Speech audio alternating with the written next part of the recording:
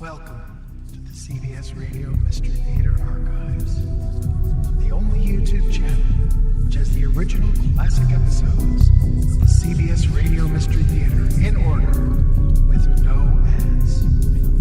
Thank you for listening, and now, enjoy the show.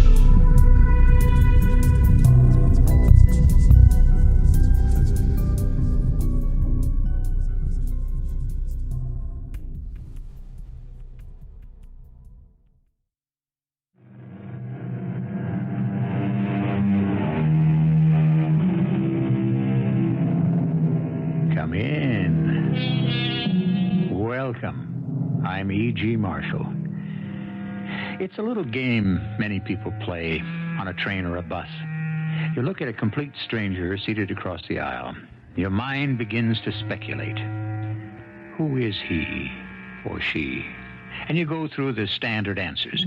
Rich person, poor person, beggar person, thief, doctor, lawyer, Indian, chief. It's a harmless diversion, and it passes the time. But is it possible to look at someone's face and say, murderer, and be right? You were in on the plan to kill Mr. Rogers. But I didn't know Mr. Rogers. You arranged to meet with him so he could be set up for the murder. That isn't true. Then what were you doing at the railway station, in a dangerous neighborhood at midnight? I can't tell you. Please, don't ask me again. I can't tell you.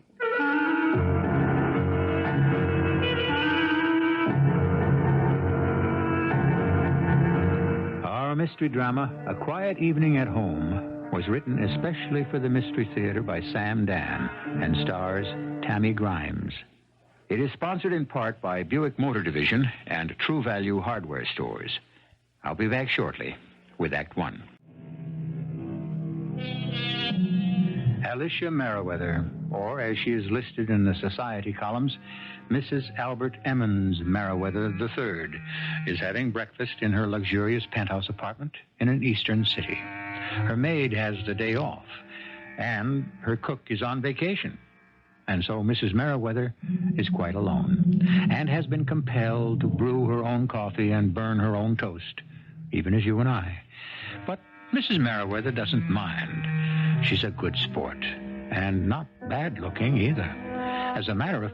Oh, there goes the telephone, and she'll have to answer it herself. Hello? My dear. Yes. Oh, I was so alarmed. Alarmed? Why, Albert, dear? Well, the session broke up rather late last night, and I returned to the hotel, and I telephoned you. And the phone rang and rang without an answer. I couldn't imagine where you might be. I was here. I'd gone to sleep early. Yeah, well, that's what I thought. Just a nice, quiet evening at home. I do hope you aren't bored. Oh, I loved it. How was the convention? Oh, it's rather a drag. Well, try to have a good time. Darling, I may be compelled to remain here the rest of the week. I'm sorry. Just be a dear and get everything done and hurry home. Well, I'll have to say goodbye. It's time for my speech. And I know you'll bring them shouting to their feet. Well, I'll get through it somehow. Goodbye, darling. Goodbye, dearest. Yes. Such a dear little man. And I just adore him. Really adore him. Hello? Dearest. Alicia. Yes, it's your darling Alicia. Have you forgotten last night? Oh, how can I forget last night? But you shouldn't call me here. She'd have answered. I'd have hung up. Oh, that can be just as suspicious. Is she home? No, fortunately, she has a golf date. Then you can tell me you love me. I love you, Alicia. Even a train announcer puts more passion into his voice than that. I love you, darling. And I love you, Bruce. Oh, how I love you. Look, it's only 10 o'clock. Is something wrong? Yes. It's wrong that I have to wait 2 whole hours before I can see you. Well, those 2 hours will pass before you know it. You sound so cool. So sure of me. Darling, I'll see you at Marvetti's at noon. Bruce, it's possible that we might be seen together in Marvetti's. It's possible. But it'll look as if we merely ran into each other. All right. And besides, by this time tomorrow, will it matter what people think?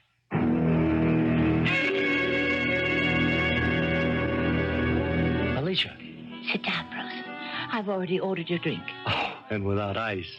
I see you remembered. I have so much to learn about you, and so much to remember. Are you sure you want to go through with this? Yes. And you? Well, when you think of how short life really is, can you waste even a moment without the one you love? Have you really thought about it? What's to think about? She's a very wealthy woman. Well, your Albert's a very wealthy man. You have no money of your own. Neither do you. Yes, but... Are you trying to talk me out of it? Oh, no. It's just that you've become used to the ease, the luxury of life with her. Well, I'll tell you what you can never get used to. The knowing glances and the self-righteous smirking of people who consider you a kept man. Bruce. Yeah, you marry a woman who's 10 years older and wealthy, and what's the world supposed to believe? And it's true. I married her for her money, for her position, and for her influence. Surely you must have loved her a little bit. Well, I loved her as much as you loved Albert Emmons Merriweather III. I tried to love Albert. I tried to be a good wife to him. But I just can't live this kind of lie any longer. Neither can I. Oh, darling, it's wonderful that we found each other and fell in love. And we can save each other. You won't be sorry. I'll be with you. How could I be sorry? Neither of us have any money of our own. Well, I have a degree in engineering. I can get a job. I can even teach in high school. Math. What? Well, what's funny? Oh, you are Bruce Tyler, former millionaire sportsman teaching mathematics. And I can see you in a ready-made corduroy jacket with leather patches on the elbows. Patches I myself sewed on. And that beautiful socialite, Mrs. Albert Emmons Merriweather, living in some dusty suburb, doing her own laundry? But I won't be Mrs. Merriweather. I'll be Mrs. Bruce Tyler. Let's finish lunch. There's a lot to do. And we'll each take one suitcase. And meet at the station and catch the 10:30. Well, no, that's rather late now that I think of it. I mean, for you to go to the station alone. I'm not afraid. Well, I'll get there early. Still, we could drive to New York. No. Your first instinct was right. If you took a car, it would be her car. Let's each leave with nothing that belongs to them. Darling, you won't be sorry? How can I be sorry? I'll have you.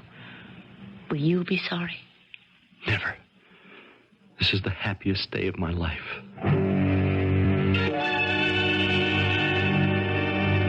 Bruce? I'm sorry I'm not Bruce. Oh, excuse me. Oh, no. It's quite all right. I was expecting to meet someone here. Yes, Bruce. Yes. Which train you making? The 10:30 to New York. I think I'm a bit early. Well, I'm early myself. I'm catching the 10:35. I'm going the other way to Washington. It's rather deserted here on the station. Yeah, in the old days, this railroad station was a busy, bustling place at all hours. You seem rather young to remember the old days. I remember some of them. So, where's Bruce? Oh, he'll be here. No sign of him. He has to be here. I don't see anybody come up the street either. What time is it? I have 10:25. He'll be here any minute. So will the train. Are you sure it's 10:25? Well, not anymore. In about 35 seconds, it'll be 10:26. Something the matter? He has to be here. He promised. Well, he still has a few minutes. What are you grinning at? I'm sorry. Middle-aged romance should be touching rather than humorous. What are you talking about? Are you and Bruce, whoever he is, running away? I'm sure that's not your affair. Oh, of course, it's your affair. Somehow, and then don't ask me why, I feel that Bruce is not worthy. I'll thank you to mind your own business. Well, here comes the train. It's that time. But where's Bruce? He'll be here. Bruce? What? Please, conductor, hold the train. Someone's coming. He'll be here. He promised he'd be here. What? Please, wait. Well? He's not here. Well, the evening doesn't have to be a total loss. How would you like to go to Washington? He isn't here. I can promise you an exciting weekend you'll never forget. Is there a telephone? Does it matter? The train's leaving. Yes. I see one. Just up ahead, a booth. Well, I never did like Bruce. Something must have happened. He's ill. I must call. Yeah, hurry. The Washington train will be here in 5 minutes. Sir, I am not going to Washington with you. Well, you don't have to get angry. Besides, these things happen for the best, you know. Please, excuse me.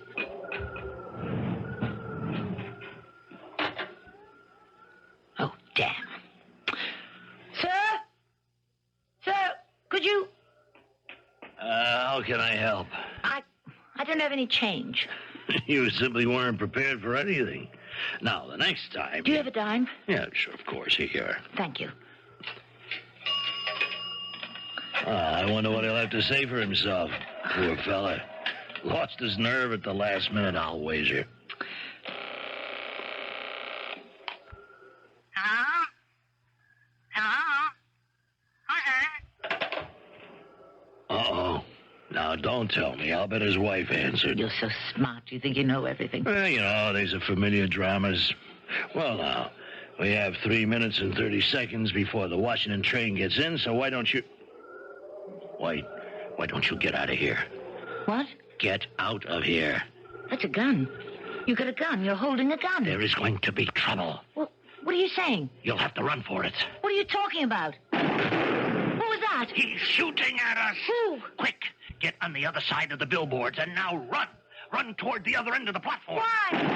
That's why. Now, if there's only one of them, I got a chance. Now, run. But you'll be killed.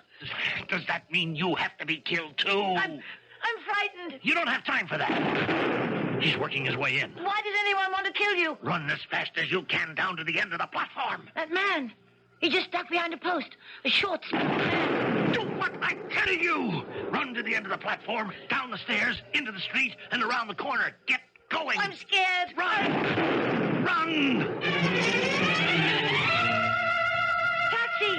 Taxi! Take me to 17 Rossville Circle. And hurry. Hurry, please.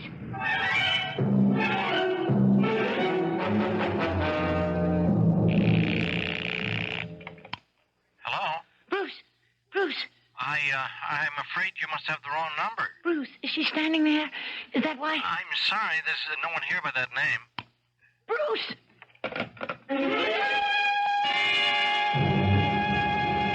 And are you all right this morning, my dearest Alicia? Yes, Albert, dear. Yes, just fine. Did you do anything last night, darling? Did I do anything last night? No. I just stayed at home and went to bed early. Just a quiet evening at home. Now, dear, you should get out and have some fun, some excitement. That's all right, dear. I don't miss it. Now, dear, I must hang up now. We have a breakfast meeting. I'll be home at the end of the week. Goodbye, Albert. Henrietta, get the door, will you please? Damn, that's right. I gave her the time off. Just a minute. Yes? Good morning. I'm Detective Lieutenant Berger, homicide. Oh? My credentials. I see. May I come in? Thank you. May I ask the purpose of this visit, Lieutenant? I must ask you to come to police headquarters. Police headquarters? Why? What for? There's been a murder. How does that concern me? Well, at the very least, you're a material witness. That's impossible. You might even be an accessory. It's ridiculous. I'm required to tell you that anything you say may be used against you.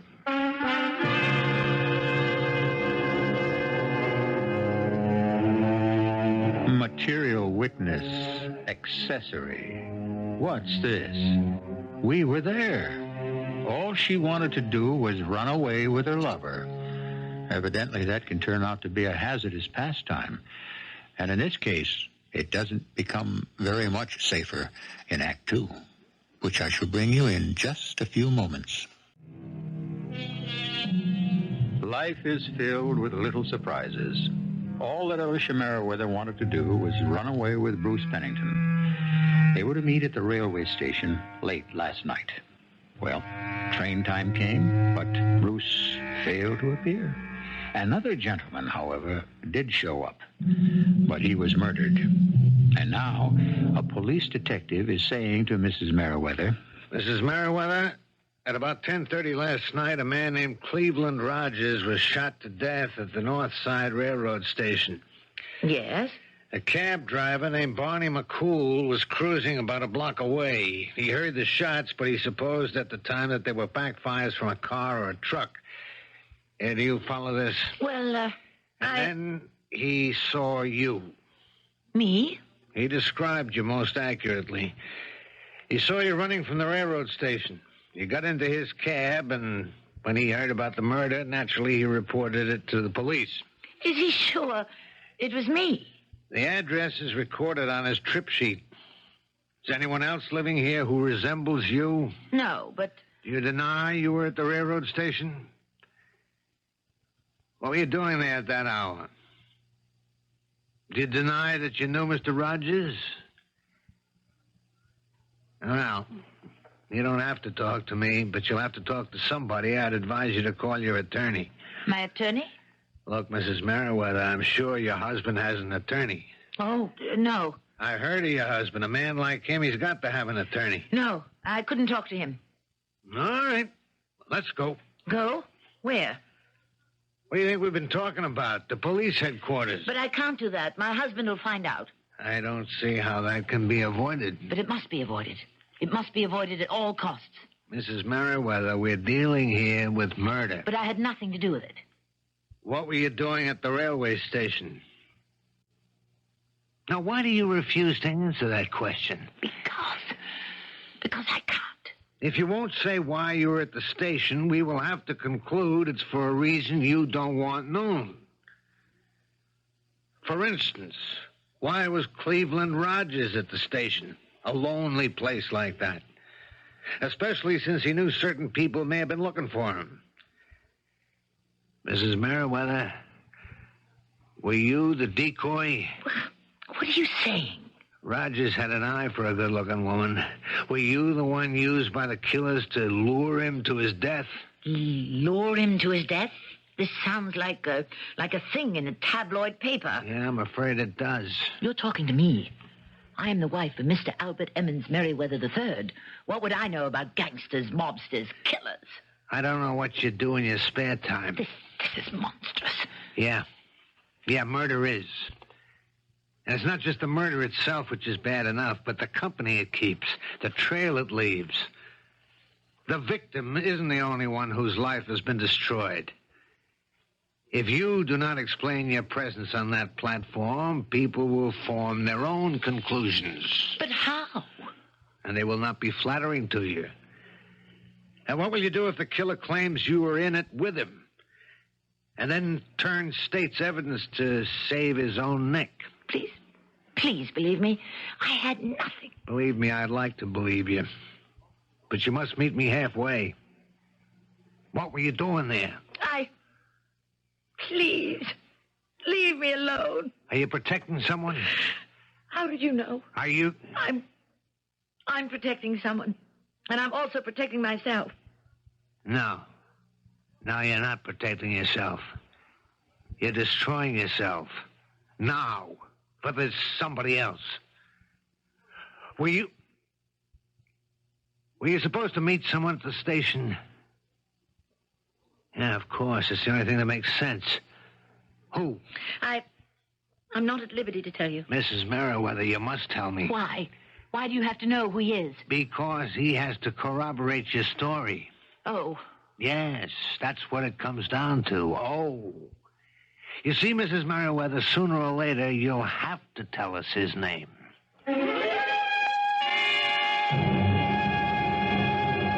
Mr. Pennington, do you know a Mrs. Alicia Merriweather? Yes, I believe I do. Al Merriweather's wife. May we speak freely here? Are we alone? Yes, and my wife's out playing golf.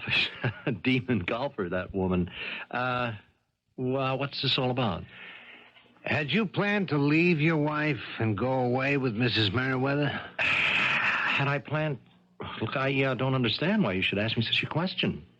Because I want an answer. Since one of the police concerned in such personal matters, huh?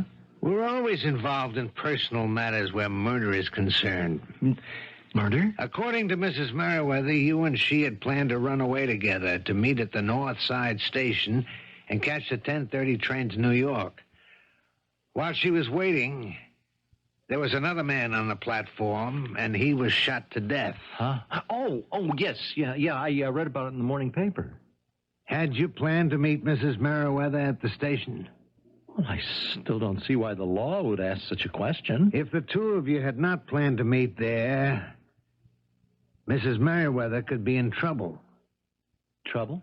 Considerable trouble. Because how could she account for her presence at the station? Oh. Huh. You still haven't answered my question. Your question? Had you and Mrs. Merriweather planned to meet at the station last night? Why, no, of course not. She says you did. Does she? Yes. How do you account for it? Well, I can't account for it.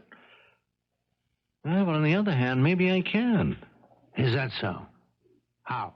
She always had kind of a crush on me, and well, she's a very romantic woman, and so perhaps she let herself imagine. Let me get this straight here.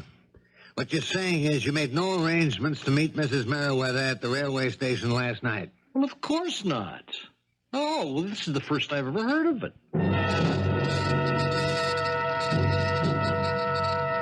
But it's true. It's true. I'm sorry, Mrs. Merriweather. We'll see about that. Mrs. Merriweather. We agreed to meet. Something happened. He must have been ill.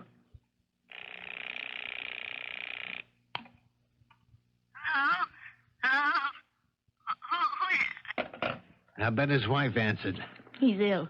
That's why he couldn't meet me. He's ill. Well, he appeared in pretty good shape to me. But we decided... I wouldn't call again if I were you. The way it looks, he's not going to answer that phone for a long time. You don't understand.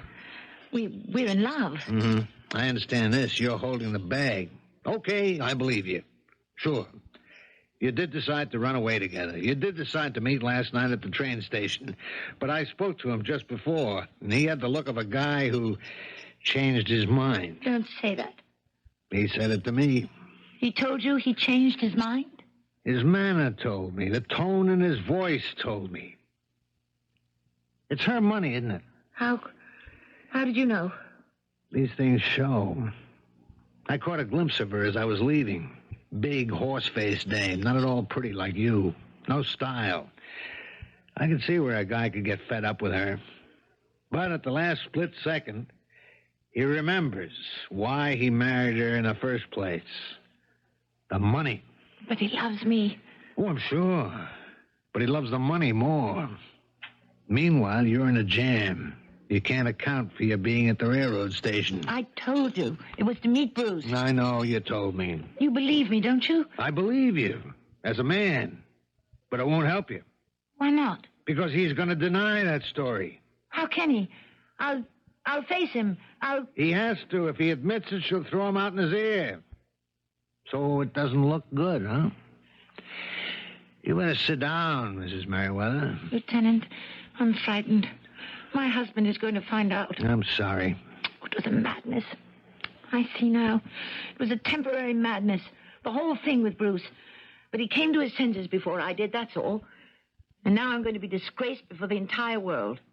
I'm going to be disgraced. I'll be ruined. Now, look, I'll try to help you as much as I can. Nobody can help me. I got into this myself. I'll have to get out of it myself. My problem is I'm getting panicky. I have to be calm. I have to think this thing through logically and arrive.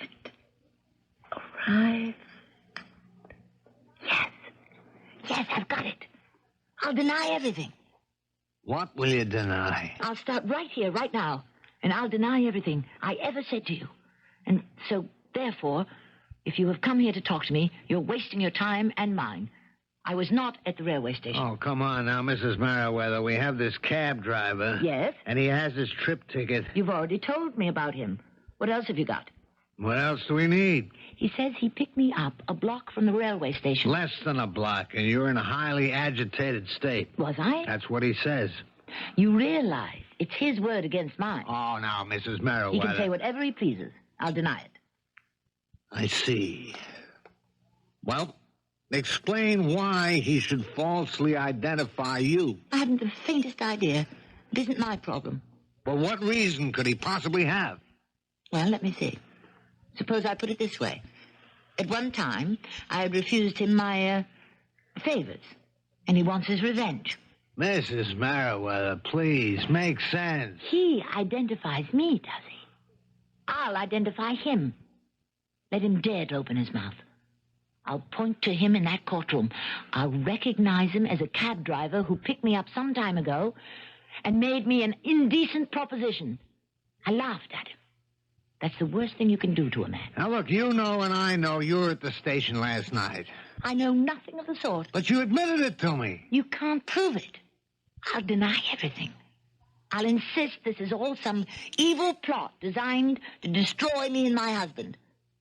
Remember, all you have is that unsupported word of a cab driver. I see. His word against mine. And now, sir, I bid you good morning. Unless, of course, you intend for me to accompany you to police headquarters, in which case you will have to take me there by force. Now, look, this isn't your style. You're basically a very nice lady who's been caught up in an indiscretion. I must ask you to leave. Now, first, I must tell you a story. I'm not interested. It's very brief. A playboy named Cleveland Rogers runs up a very large gambling debt with an underworld organization. I've heard that before. And they decide, for a number of reasons, to kill him. You've already told And they do kill him. Last night, at the station. You are a witness. You can't prove I was there. Right. I can't. The law can't. But the law is not your problem. Your problem is with the killers of Cleveland Rogers. They know you were there. They know there's a witness. And they know they have to kill you. And I know when somebody's trying to scare me. Let me put it to you this way.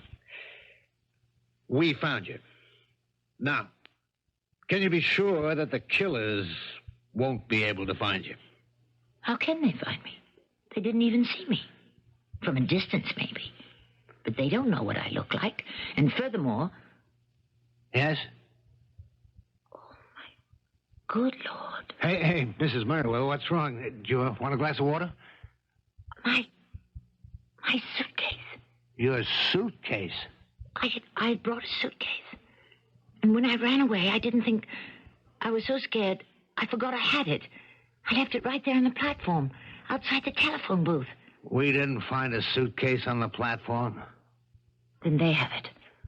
The ones who killed Mr. Rogers. They have it. And it has things in it. With my name and address.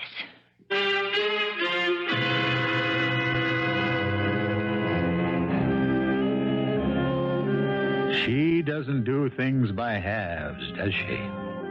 And when her plans go awry, they go all the way, don't they? Poor Alicia Merriweather. All she wanted was some love, some romance, a dashing husband instead of a dull one. Is that so terrible? Who are we to judge? Well, let's see how things develop in Act 3.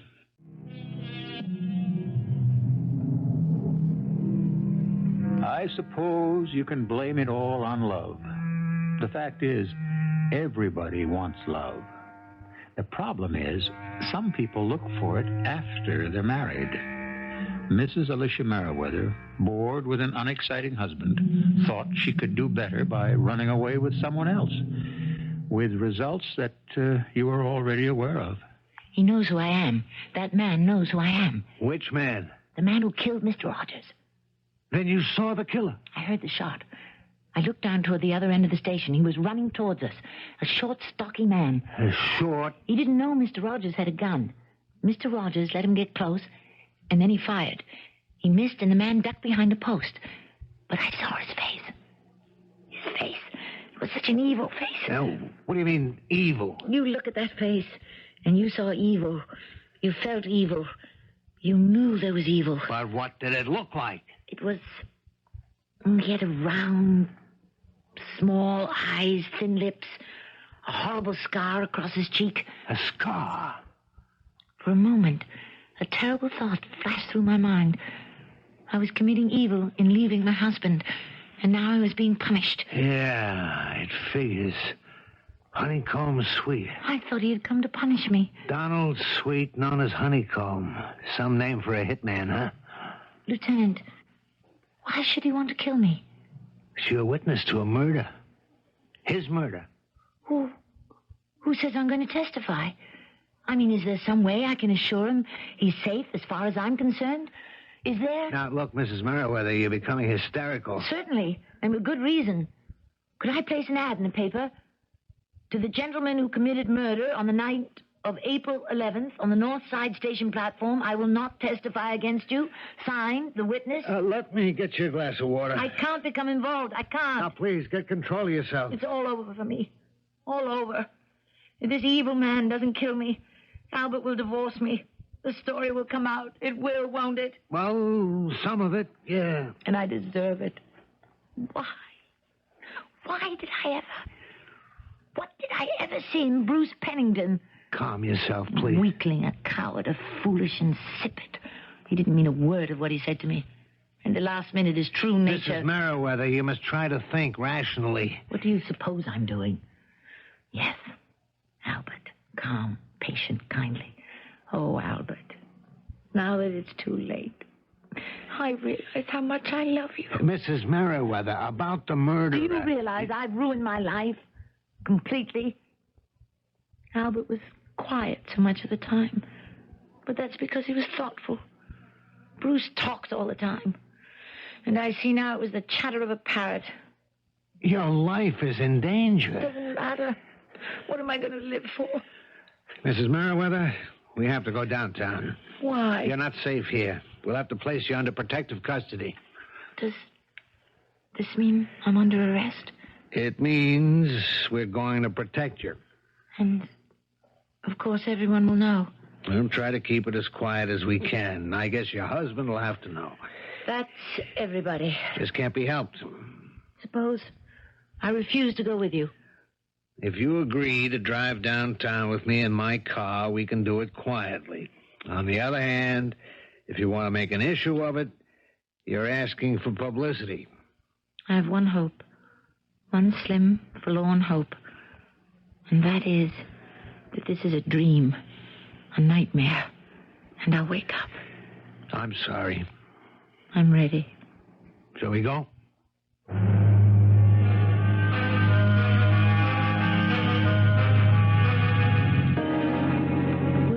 Will there be reporters? No, not yet. Not yet? You'll be booked quietly. Booked? You see, you're a material witness.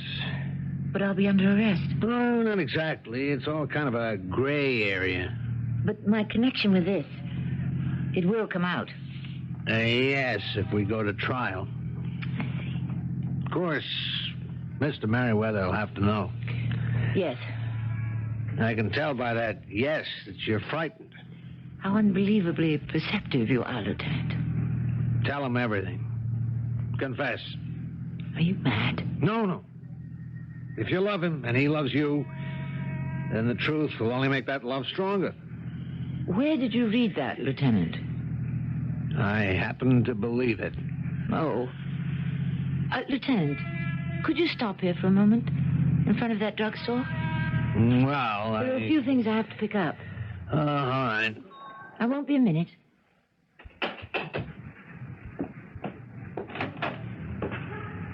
Do you have a telephone booth? Oh, I see it.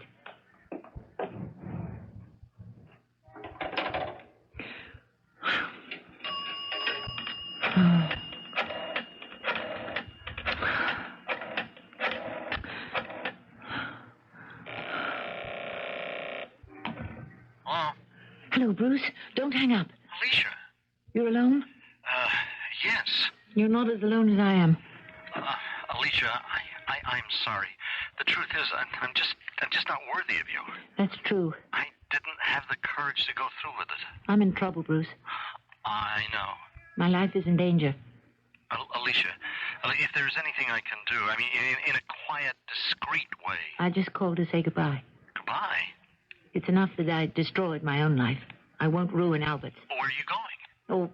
Oh, I'm supposed to go to police headquarters. Well, you'll be safe there. Instead, I'll just sneak out of here the back way. But where will you go? As far as my money takes me, and hope that no one ever finds me. Goodbye, Bruce. Alicia. Yes? Good luck. Thank you. Do you have a rear entrance? Oh, never mind. I see it.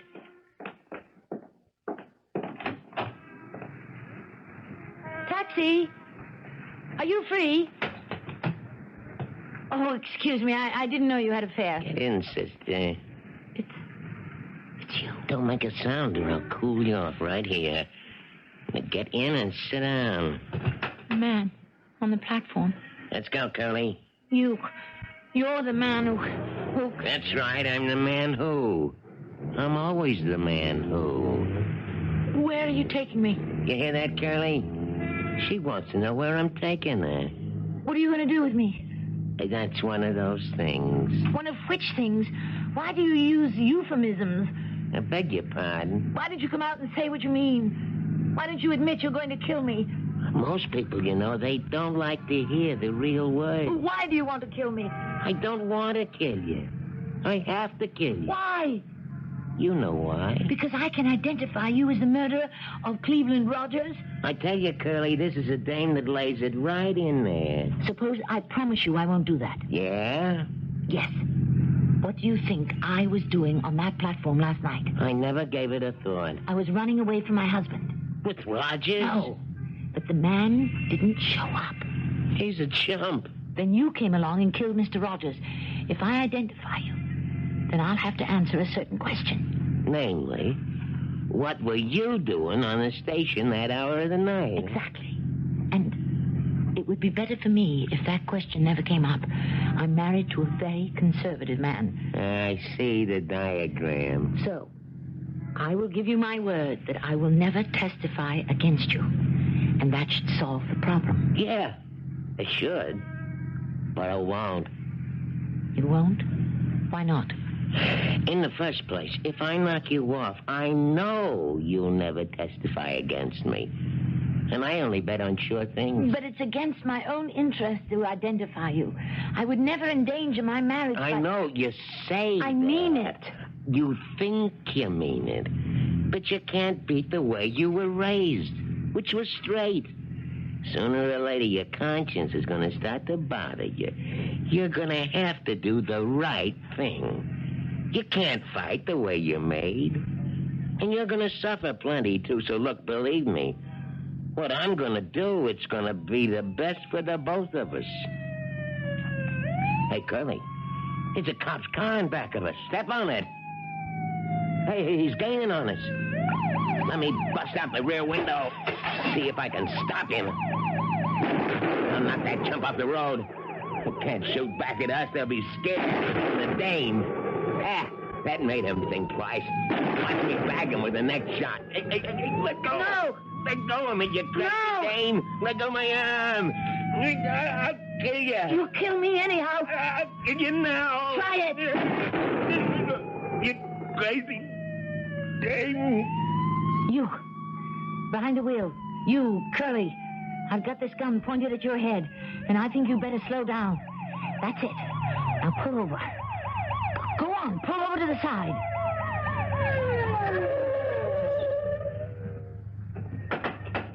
Mrs. Merriweather, you okay?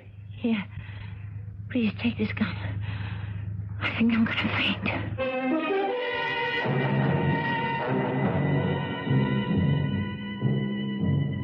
It was self-defense, so you're in the clear. But, will I get my name in the papers? Well, we decided for your own safety to keep you out of it. The papers will say he was killed in a high-speed chase. So, Mrs. Merriweather, I think you're out of it. Thank you, Lieutenant. Thank you for everything. You never did tell me how you happened to come along at the right time. There was nothing to it. I watched you come out of the phone booth and head for the rear exit. I drove around the block just as the cab was pulling away from the curb. Oh, I I guess this is goodbye. Yes. Goodbye, Mrs. Merriweather. Alicia, my dear. Albert, you're back. Yes, I've had enough of the convention. Oh, Albert, may I present Lieutenant Berger? Of the police? Yes. I'm selling tickets for the police department dance. Oh, well, let's buy some, by all means. I already have. Oh, thank you so much. And good night. No, don't bother. I can let myself out. You know, when I heard he was a police officer, for a moment I was afraid something might have happened. Why, Albert, darling, what could possibly happen? Tell me, how did you spend your time tonight, eh? Oh, it was just another quiet evening at home.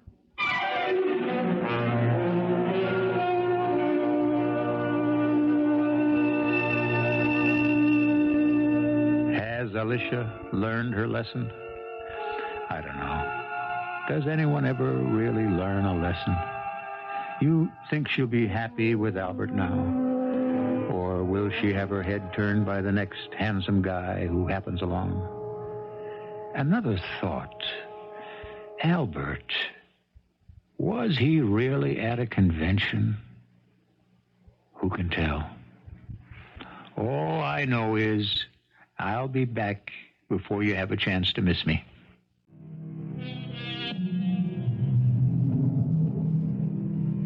There's a moral to our story, and that is, it may be good to be born intelligent, but it's better to be born lucky. Good looks will probably take a lady further than mere virtue. Consider most of the ladies who have made it in this world. As a rule, were they homely and virtuous, or lucky and beautiful? Well, homely or handsome, intelligent, virtuous, or fortunate, or whatever, you are all welcome to assemble with us here.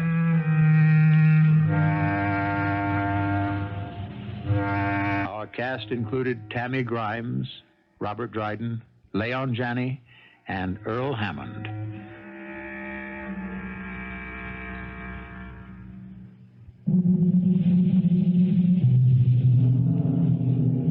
The entire production was under the direction of Hyman Brown. This is E.G. Marshall inviting you to return to our Mystery Theater for another adventure in the macabre. Until next time, pleasant dreams.